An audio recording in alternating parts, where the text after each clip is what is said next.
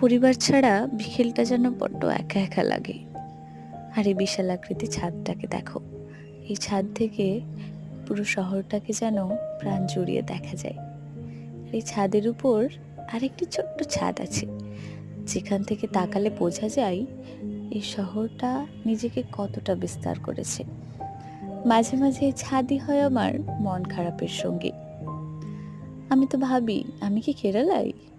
চারপাশে এত নারকেল গাছ, আর এই গাছটিকে দেখছো, একদম মরে গিয়েছিল, আবারও নতুন কুশি জন্মেছে। আর দেশলাইয়ের খাপের ভিতর সেই মসলিন শাড়ির মতোই আমাদের এই ঘরটা, যেখানে আমরা তিনজন একদম মানিয়ে গুছিয়ে নিয়েছি। আমাদের বই, জিনিসপত্র সব যেন পরিপাটি করে সাজানো। আর এই হচ্ছে আমার বেড, আর যেটাতে আমার প্রিয় স্টাডি টেবিল, সাথে বুক এবং আমার নোটস ও আমার প্রিয় ব্যাগ। Stay tuned.